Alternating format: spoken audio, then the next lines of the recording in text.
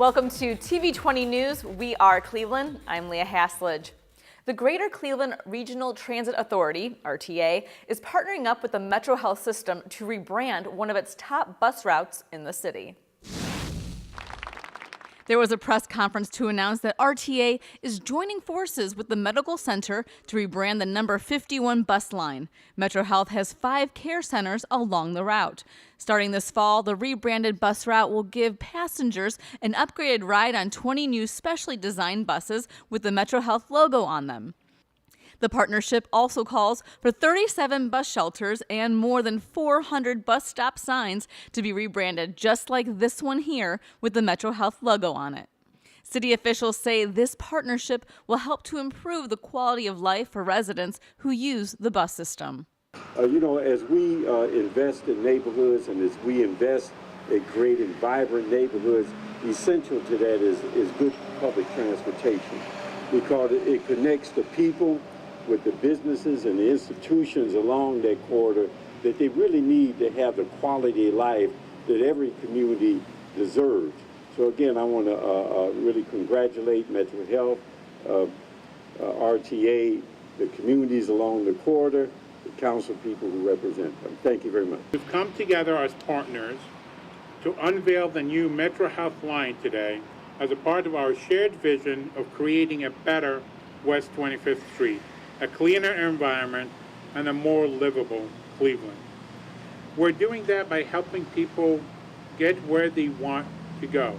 The monies made from the Metro Health line sponsorship will be used to upgrade landscaping and bus stations along the route here in Cleveland. A major announcement was made between the Cleveland Metropolitan School District and the Collegiate Mid-American Conference that will have a lasting impact on new and incoming teachers to the district. As a result, I am pleased to announce that the Mid-American Conference has secured and will provide a $1 million grant for the Cleveland Metropolitan School District over the next 5 years for use in new teacher development and retention programs and teacher recognition programs. The Teaching Cleveland initiative will assist the school district in retaining its best new teachers so they continue to grow professionally and contribute to the well-being of our students. CMSD CEO Eric Gordon says this grant will greatly improve their ongoing teacher recruitment efforts. We have invested in something called Teach Cleveland for the last 5 years, which is recruiting top talent to come work at CMSD and live in the city of Cleveland. But what we haven't done is built the supports behind that allows us to support a first, second, third year teacher, that early emerging career. So now with this grant, we're starting Teaching Cleveland, which is the companion to that talent search and making sure that we keep our best and brightest in our classrooms here in Cleveland. At the announcement, Cleveland Mayor Frank Jackson spoke on the importance of this grant in finding teachers who can change our kids' lives for the better. As we look at urban environments and we look at the uniqueness of urban environments, it does take individuals, teachers who understand that environment and who are able to get the most out of it. And everyone is not able to do that. So as part of this recruitment effort and the retention effort, I imagine there will be a component that will look at how do we use certain tools or techniques to get the most out of our children who are urban children. MAC Commissioner Dr. John Steinbrecher says helping new teachers will have a trickle-down effect to the students. We know the lifeblood of any of our universities are the students that are coming up through our elementary schools, then our high schools, and into our universities. The better prepared they are, the better we all are. And that's really the focus. It's about helping educate our students. And Cleveland will be a better place if we have a stronger teacher workforce and if we have a stronger set of students coming out and into the workplace. And our strategy in CMSD is to empower the people closest to kids to help those kids achieve. That's our teachers and other educators, and that by doing that, we will gain results as we accumulate them going up, right? The MAC is doing a very similar strategy. They could have made a grant to their own institutions, but instead have put these dollars into the institution that is likely to send students to become MAC members. And so I think it's a really smart, forward-thinking strategy of the Mid-American Conference, president of the foundation, and of Commissioner Steinbrecher in the work he's leading. CMSD teacher Ragad Batebet says this grant addresses the need for mentors for new teachers. First teaching year is very difficult and very stressful, and when being guided with a mentor, it removes some of that stress, and I don't feel that I'm by myself all the way to the end. So it is nice to have, and it is important to have a mentor teacher first year.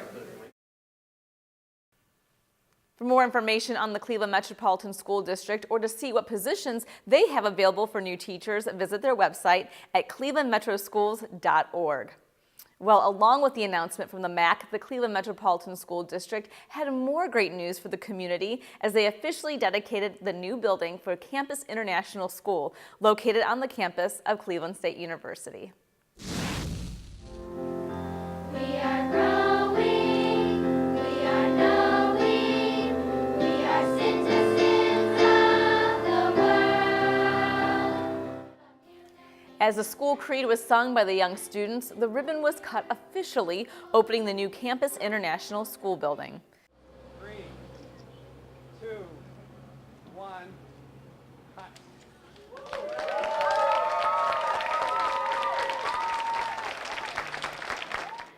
The ceremony then moved inside, where CMSD CEO Eric Gordon spoke of the dream and the hard work it took to make today a reality.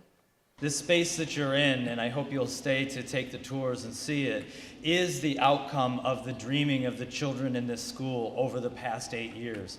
So we could not have built this space 8 years ago because we didn't know what it was supposed to be. We do now, and it really is, with Ms. Beer's leadership, with Dr. Abate and so many other people, the outcome and the exhibit of the dreams of the children that attend this school. So congratulations, everyone. Let's celebrate a beautiful, beautiful facility and a beautiful day. Campus International School does indeed reside on the campus of Cleveland State University, and the reason is because of an idea by CSU President Dr. Ronald Berkman. Well, my goal in bringing the school here was to create an educational park, to create a continuum from kindergarten through postgraduate, and to put them all on the same space, in the same biosphere, and to, through that, create linkages that are otherwise difficult to do. Mayor Frank Jackson congratulated the district and CSU on the beautiful new school and spoke of the immense collaboration it took to develop it. And what it meant was a lot of people had to do a lot of things unconventional to them. But everybody stepped in. Everybody contributed to the success of this. Just the smallest person in the smallest position up to the ones who would get to stand here. Campus International Principal Julie Beers couldn't help but brag about the school and her students. I think that we have the most amazing teachers. I'm a strong believer that what makes a great school is a great teacher in every classroom, and we've achieved that goal with an outstanding teacher in every classroom. Our students are super excited about coming to school every day, love learning. They really, one of our goals as an international baccalaureate is to make the world a better place, and they truly are action takers.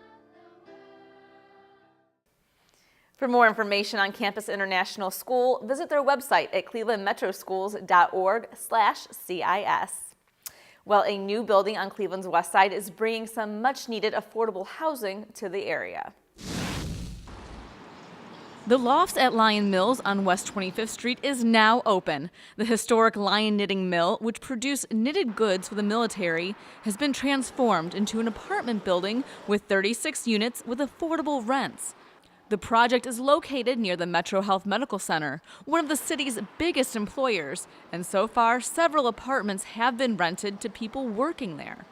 The apartments are available to renters earning 30 to 60% of the area's median income.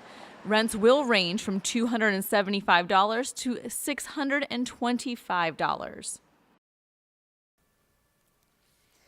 The Maltz Museum of Jewish Heritage is once again celebrating their program to help stop intolerance and bigotry. The Maltz Museum recently announced their Stop the Hate Youth Speak Out essay contest, which is now in its 10th year. This annual contest awards $100,000 in scholarships and prizes on an annual basis to students in grades 6 through 12. The top prize is a $40,000 college scholarship. The 500-word essay states what a student would do against bigotry, intolerance, and discrimination of any kind. Organizers say this program is vital, especially in these current times. You can open any newspaper, turn on any news station today, and see horrifying acts of violence and discrimination and wonder, what could I possibly do about it? And imagine if you're a teenager or a young person and having to ask that question as well, what could I do about it? And we're reminding you that these things don't just happen overnight. It begins with words. It begins with very simple things, and we can take a stand against that. And if we unite and stand against it, we really can make the world a better place. This year's theme for the essay centered on the legacy of Carl and Lewis Stokes. For more information about the Stop the Hate program, go to their website, maltzmuseum.org. The Cleveland Division of Police's 3rd District held their annual Community Relations Awards banquet at the Fatima Family Center, honoring officers, citizens, and businesses for their work in making the 3rd District a better place to live. The people being honored here today are those who saw a need and met that need by stepping up and stepping out, sometimes just on faith, and doing what is necessary to make the kind of changes that are necessary in this city and in their communities, on their streets. Mayor Frank Jackson congratulated all of those who received awards and says it's the collaboration between the police and citizens that makes for a stronger community. As you know, nothing gets done by just one individual or one group. It has to be a community effort. And that's what I like about the community relations dinners and award ceremony, because it talks about how we come together as a community, both citizens, police officers, all of us come together to provide for a better quality of life in our community. In his remarks, Police Chief Calvin Williams reiterated his goals for the Cleveland Division of Police to the crowd. I know it's not easy. I know the guys and girls out there that work for us struggle to keep up sometimes, and sometimes we don't have the best equipment, but we're getting better. And we're getting better because there are people here at this table that care about our men and women in blue and are on the path to getting us the right equipment, the right resources and training to make this the best division of police in the country, not just in Northeast Ohio. And that's always been our goal, to be the best in the country. 6 officers earned special accommodations at the banquet. 4 people received the Youth Achievement Award, and Jeffrey and Peaches Ludwig, owners of various McDonald's restaurants, earned the Business Member Award for their commitment to child literacy. Jeffrey said, and he understands, he and his wife Peaches understand, that children should learn to read by the 3rd grade so they can read to learn for a lifetime.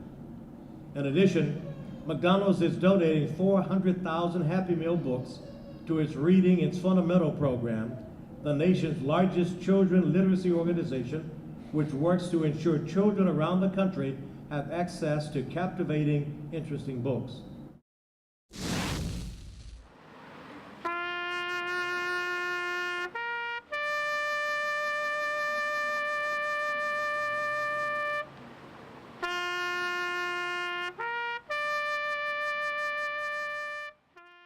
In a somber ceremony held in front of the 4th District Police Headquarters, the Fallen Officers Memorial was rededicated as the names of those officers who lost their lives in the line of duty was placed on the monument. 4th District Commander Brandon Cutt says the memorial is a reminder of the price every officer pays in protecting the public. You know, I have a lot of pride in what my officers do every day. I know that every single person who puts the badge on, the uniform on, and they come to work and work these streets, they're going to sacrifice. And sometimes they're small, but every single one of us carries scars on our body, you know, the mind, the spirit.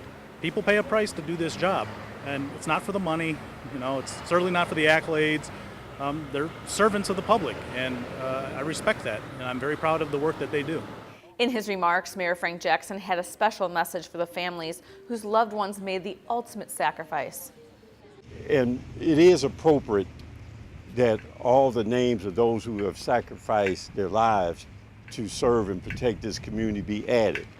But I want to say particularly to the family that this is something that says from us that their sacrifice and your sacrifice will never be forgotten. Ward 2 Councilman Zach Reed says the memorial is a reminder that day in and day out, Cleveland officers face many difficulties. When these police officers leave, they go back into these dangerous streets and they may never come back home. And to know that today we not only remembered the two original names, the Derrick Owens and the Anthony Johnsons, but that we had 16 other names that we had to etch in there. And I think one name was going all the way back to 1913. So you think about that since 1913, our men and women in blue have gone out there every single day to protect our property and to protect our lives, and in some cases, and in this case, 18 of them never made it back home. That's really sad. Everyone here at TV20 would like to thank all of our Cleveland police officers for the valiant work that they do in keeping our city safe. And we'll be right back with more TV20 News. Hi, I'm Mayor Frank Jackson. You've probably seen media coverage of the growing opioid epidemic in northeastern Ohio. But what you might not know is how many of these tragedies begin with a seemingly innocent prescription for pain medication. That is why we're teaming with the Cuyahoga County Opiate Marketing Task Force to encourage you to know the risk. Go to the website on your screen to learn which pills are opiates and alternative ways of dealing with pain. What starts as a prescription can end with addiction, so know the risk.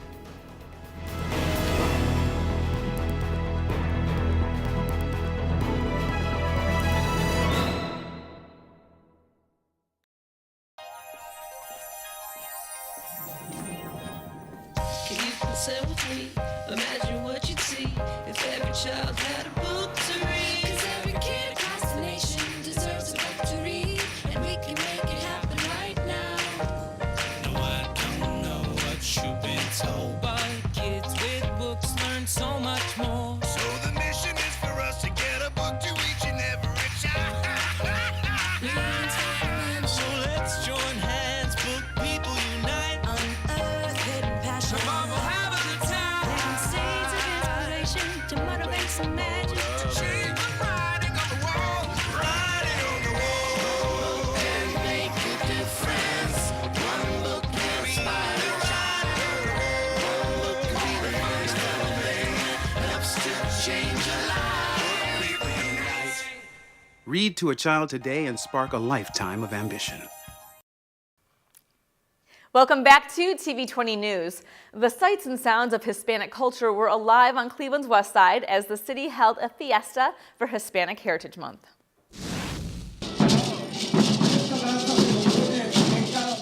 It was a celebration as people dressed in traditional costumes and performed a ceremonial Mexican dance at the Urban Community School in Ohio City to kick off Hispanic Heritage Month. Hispanic Heritage Month is a national recognition of the histories, culture, contributions, and heritage of Hispanic Americans.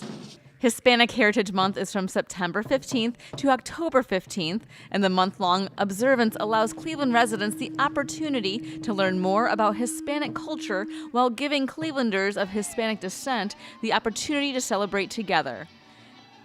Mayor Frank Jackson says Cleveland is built on an array of cultures, which makes this city unique. Diversity is key because it helps us to make the right decision. And among the Hispanic, within the Hispanic community, you also have diversity. So not only is this Independence Day in Mexico, it is also the beginning of the Hispanic Heritage Month. Mayor Jackson also gave a proclamation to the members of the community celebrating Hispanic Heritage Month in the city of Cleveland.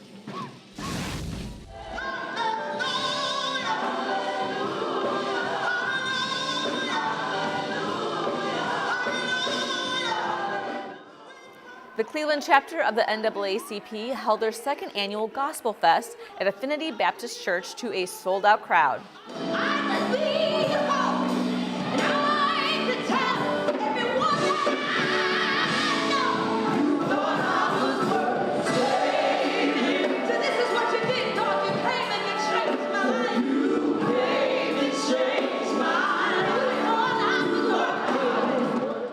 crowds danced, sang, and gave praise as the artists filled the church with their uplifting sounds.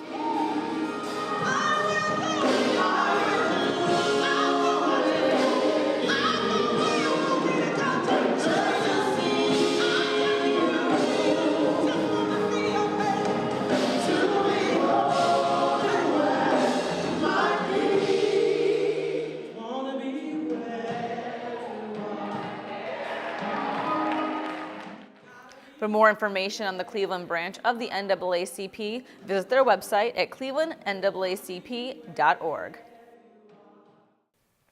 Well, the next time you go to the West Side Market, you'll have some new places to visit. So who are these new vendors who set up shop? Well, we sent TV20 reporter Dan Monroe off to the market to find out. For generations, the West Side Market has been an iconic fixture in the city of Cleveland. And if you never had a reason to visit this gem, allow me to change your mind. The market has added several new vendors, bringing its capacity to 94% occupied. For the person with a sweet tooth, may I suggest visiting the Piccadilly Creamery. They make their frozen yogurt with liquid nitrogen. With an awesome selection of toppings, your froyo will be the best ever. One of the greatest candy stores in Cleveland is Be a Sweeties, and now they've officially opened up a booth at the market. Their awesome assortment of candy will literally turn you into a kid again, says manager Dinaj Danujaya. I love the customers. I mean, every time they come over to Sweeties or they look at the candy, they have a nostalgia. They remember certain kinds that are hard to find, and it makes them happy. So they're in a good mood when they look at candy. First-time Be a Sweeties and West Side Market customer Quinn Herron from Cape Coral, Florida, was blown away by the selection. When I look at it, I just think of the 80s, because, like, I'm infatuated with the 80s, so I'm trying to find as much 80s candy as possible, so, yeah. For fresh produce, there's not a better place to shop than the West Side Market. You never know what you'll find. Avant Gardens just set up shop a little over a month ago, and their specialty is growing and selling a wide variety of mushrooms. Naren's Market recently expanded their operations at the market and are now selling hard-to-find food products from all over the world. What I have inside is more hot sauce, barbecues, mayonnaise, some of the grains, but I don't have enough space inside the booth that I already have. So I want to carry and keep the customer in. The customer have been asking for these items that I couldn't supply them because I have no space to put. So that's I'm coming out here and hopefully customer follow, me back here. Across from Naren's is a place called English Treats, specializing in tasty delicacies from Great Britain. Now, if you come here for only one thing, I suggest trying the banoffee pie. I did, and it's absolutely delicious. Well, we opened our booth a little over a month ago, and we're trying to offer unique and different treats that are not available in the United States that I grew up with at home in England. Now, a lot of the stuff that's here, it's stuff that, yeah, it's in England, but you kind of recreated the recipe here at home, right? Correct. So we have British flapjacks, which are chewy oat bars, and they don't have them in the United States. So we have standard plain flavors in England, which I've created as the original, and then I've added 3 flavors on top of that: the strawberry white chocolate, salted peanut and milk chocolate, and bacon and banana flavor. You had me at bacon and banana. At the West Side Market for TV20, I'm Dan Monroe. Thanks, Dan. Some people from all across Cleveland area came together to break some bread and get to know each other at the 6th annual Potluck in the Park. People gathered at the Brookside Reservation on John Nagy Boulevard for the yearly event, which brings Clevelanders together to share a meal and get to know each other. In addition to sharing a healthy meal with your neighbors, there was live music, information tables, and activities to keep the kids busy having fun. The Potluck in the Park is a zero-waste event, so people made an effort to bring food items in containers that could be reused or recycled. Organizers and volunteers say they look forward to this event each year.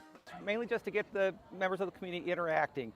It's a zero-waste event, so we organize it so that the waste that we produce is all compostable, and it's a way of demonstrating sustainability while building community. It's a great event. This is the 6th time we've done it, and we've done it on different sides of the city. Last year we were on the east side at the Riddle Farm.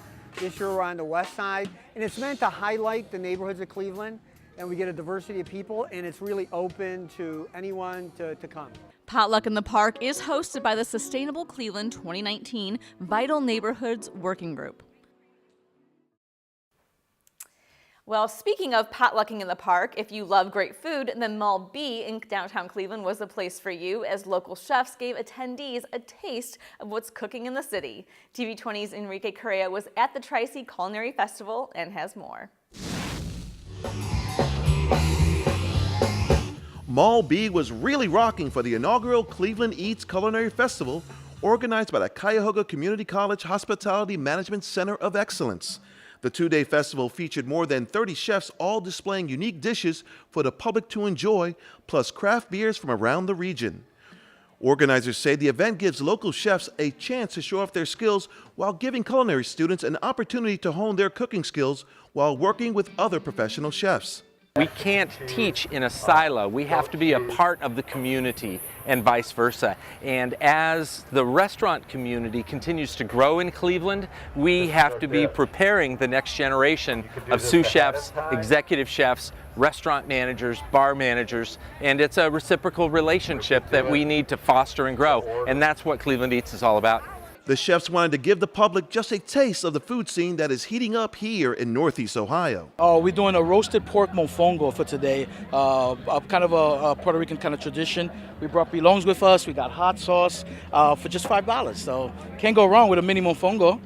What do you think of this great event? Oh, this is a great event. I think I'm going to be here every year from now on in. It's the first year that this happened, and look at the turnout. This is great. This is what I'm talking about. I'm so excited about this because it gives the Tri-C Culinary Arts Program a chance to interact with all of us top chefs of Cleveland and really help to cultivate the culinary scene that is blossoming here. I'm super excited to be here and proud to be a part of this. The event was a huge success, and organizers are hoping next year's festival will be even bigger and better.